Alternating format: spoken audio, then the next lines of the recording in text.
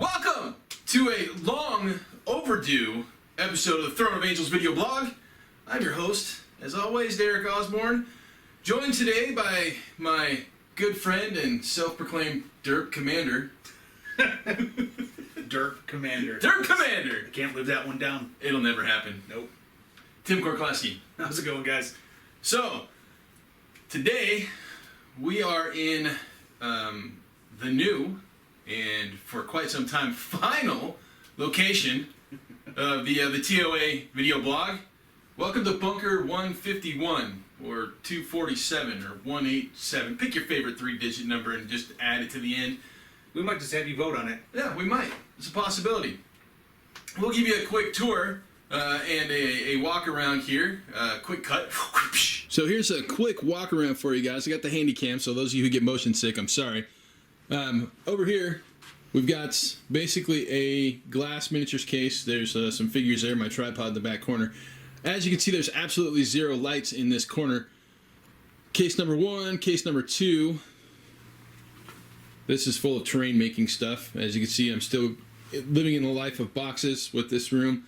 We've got the whiteboard in the corner. This here is the closet. As you can see, there's no closet doors yet because I have not, or excuse me, no closet door handles yet, as I have not decided on what hardware to put there. Painting around the room. So in this corner, we're going to have a 3 foot along this wall by 6 foot along this wall countertop. Now here's my old school painting desk. I've had this desk literally since I was like 12 years old. It was something my mom gave me, and it has gone with me everywhere, and it has always been my hobby desk. So letting this thing go, well, it's kind of a big step for me. This area here where this little table is with my laptop will be the area for the gaming table. Now how that'll get set up, I'm not quite sure, but between the gaming table and the end of the 6 foot run of countertop will be another storage cabinet. So it'll be a little bit different than the bookshelves that I have up. Hey Tim, you want to close that door? Yeah, absolutely. As it'll be a full-blown storage cabinet. Now, as you can see, Tim's on the door, or Tim's at the door on the way in and way out. We have, right now, only one overhead light. Sorry to blind you guys. So I'm going to add some lights to this wall and a light over to that wall. The camera is panning too fast. My camera did not like that. So, as you can see, the doors, just to give you a vertical shot, are geared up so we are literally in, or looking like we're in a metal bunker. Now that's a quick tour of Bunker 151, 187, 1242, Bunker TGM, who cares? 559, whatever. Yeah, pick a number. So, yeah, that's it. As you can see, it's still under construction. Very much so. Yeah, Very much still so. a lot that has to be done. Yeah. We're going to put a game table, like I said, over in that corner there. That's where we're going to actually probably spend a good portion of our time, whether we're playing tabletop or board games. Absolutely. Makes no difference. The desk, as you see, has been with me pretty much my entire life. I think I've had it since I was 14. It's going away. I'm going to put in a countertop that's a little higher to get my elbows up, so I'm not constantly looking down when I paint, get rid of those headaches. Maybe we'll do an episode on proper posture. That might be a good idea, especially for a lot of the new painters out there. Yeah. Or painters that have just never bothered to look at it. This is true. This is true. So that might be coming sooner or later, probably later. Now, to give you a recap of what we're doing going forward, obviously there's only a few months left in the year, so we got a couple of things to roll through. We really have to establish and get back to Project Modular Terrain. That monster. Obviously, we have a lot more work there to do than what we had originally planned. As we've seen in previous episodes, we actually have the base frame in place and ready to go. We are starting on construction of terrain, and I am starting on construction of the actual finalized bases with the 2-inch foam core, or 2-inch pink foam, excuse me, laid in and set. From there, we just get down to artwork and doing the dirty stuff. Yeah, exactly. I mean, at that point, it's just a matter of etching out the board and getting the design on there we wanted and going from there. Right. Games.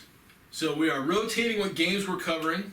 Both Tim and I sat down and we went through everything that we've been playing over the course of the last year or so. We're dropping pretty much everything we've covered up until this point. We're adding 5 new games to the rotation. So we're going to start with Kings of War. Awesome. Yeah, looking forward to that.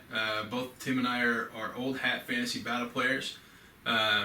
With what Kings of War has launched with their version 2, both of us are extremely impressed with what's going on there. On top of that, you don't have to use Mantic models. I will say though that the new plastics that they're putting out through the Kickstarter and a couple of other things really kind of piqued my interest. I'm going to be building a Goblin force and a Dwarven force, maybe Abyssals. Tim, what do you got on board? So I've got Ogres, and then I've also got the Herd that I'm working with, and a little bit of Kingdoms of Men thrown in with the Herd. Okay, so are we talking allies or? Yeah, a little bit of allies. They're both neutral forces, so they work together very well. Okay, so you're gonna Herd and Kingdoms of Men as a single force? For the most part, the Kingdoms of Men are kind of more small, cheap shield walls for my big werewolves that'll be running across the board, ripping people's faces off. Nice, meat shields. Man, Kingdom of Meat Shields. That's exactly. what we're gonna call it that. From there, we're going to also add in Dead Zone and Warpath. I really wanted to do something with Sedition Wars. Nothing ever kind of came of that. So, I'm not a big 40K fan. However, we are adding 30K to the mix, so we'll be doing a little 30K stuff. But I love science fiction. I love the sci-fi games. I love the sci-fi genre, and I want laser guns and big machine guns and pew, pew, pew. We both have played Infinity in the past. It's not a game that I really engage in really well. Tim enjoys it, but it doesn't really do anything for me. Right. So we decided that wasn't one we were going to pursue. Dead Zone, however, we both read through the rules on that one, and we're both very much inclined to build small forces, which we can scale up massively for Warpath.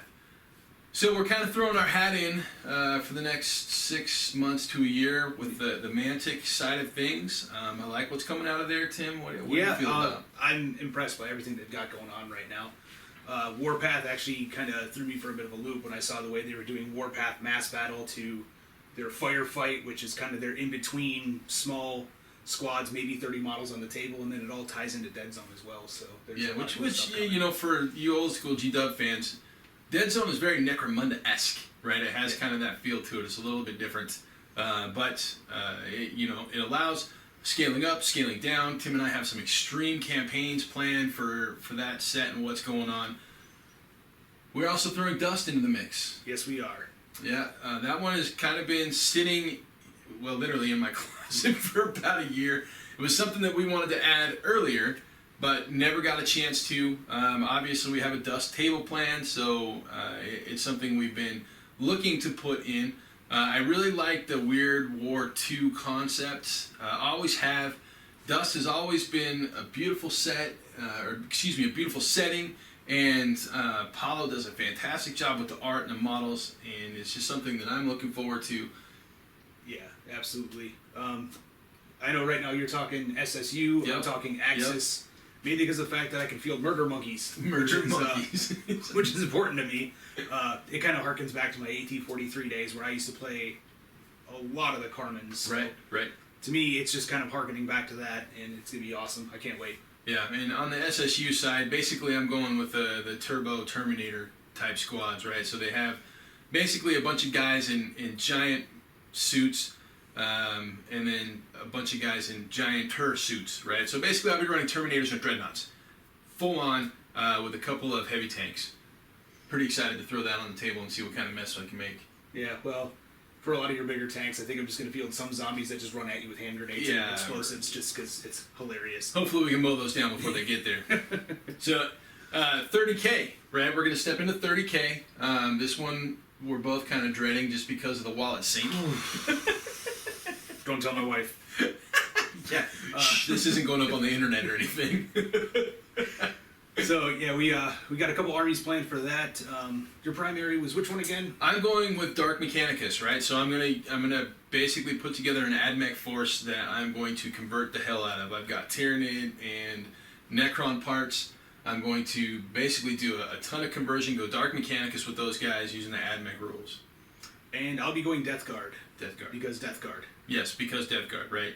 When I first stepped into 30K to do a piece, Death Guard were my thing because I've got like a man crush on Nathaniel Garrow, right? But again, 40K wise, I'm a big, Grey Knights kind of guy, and with Garrow being one of the original, basically the launch of the Inquisition, it's kind of, cool tie-in for me. Yeah, absolutely. And then rounding it out, we're going to jump into a brand new skirmish title for us. It's not a new game, it's been out for a little while, but the game of Eden, which at one point was published by, Taban? Yes. And is now self-published. You'll have to... Happy Games Factory is the name of it. Okay, Happy Games Factory, right. So Tim has been in contact with the lead developer, designer, and owner of Happy Games Factory. It's going to be something that we're going to jump into to kind of explore. The rules, interesting. Yeah, right? It's a very small game. The tables themselves don't get beyond 2 foot by 2 foot tables. So right. So basically, one of our single squares will allow us to play a game of Eden. Again, small skirmish game. We're talking 4 to 12 models max. Post-apocalyptic. A lot of these models have some really cool character. It's something that I've looked at multiple different times and never pulled the trigger on. And so now we're actually going to pull the trigger on Eden.